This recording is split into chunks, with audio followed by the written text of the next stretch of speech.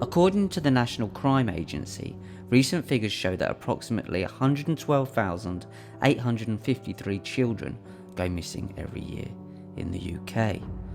Many of these lost souls will be found, however many will unfortunately end up in gangs, cults, and even sold and used as part of what is evidently an elite global satanic child abuse ring.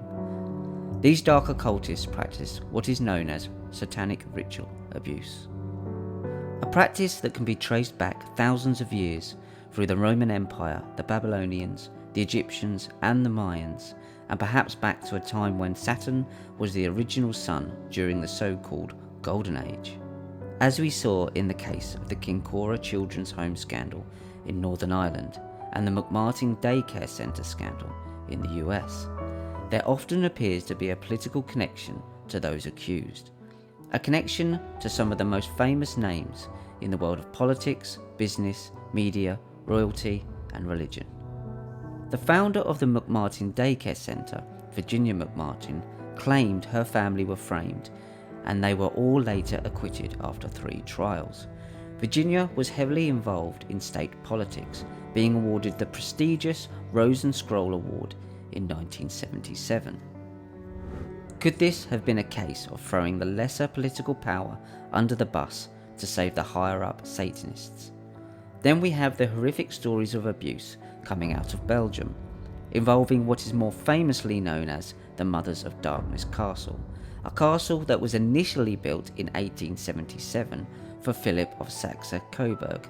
Yes, that Saxe-Coburg bloodline, with its modern-day members known as the Windsors.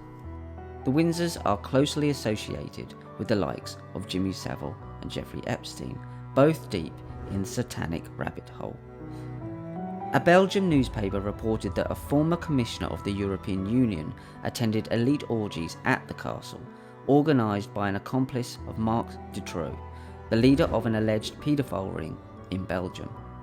Could this former commissioner have been Edward Heath, who later went on to become British Prime Minister from 1970 to 1974?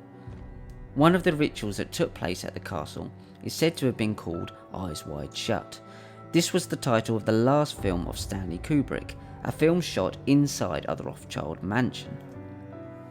Stanley's daughter Vivian believes her father was haunted by the factions on this planet that tried to manipulate humanity, and that he was murdered for revealing too much in the Eyes Wide Shut movie, a film that was later highly edited after his death. What is clear is that to get to those levels of elite Archon power, you have to have played the satanic game, and this journey to the bottom starts in secret societies and lodges in every town and city across the world. The moment you step onto the chessboard, you are in their game. This week I am joined by Samantha Baldwin, a lady who has experienced firsthand the narrow-mindedness of the British family court when it comes to the possibility of satanic ritual abuse.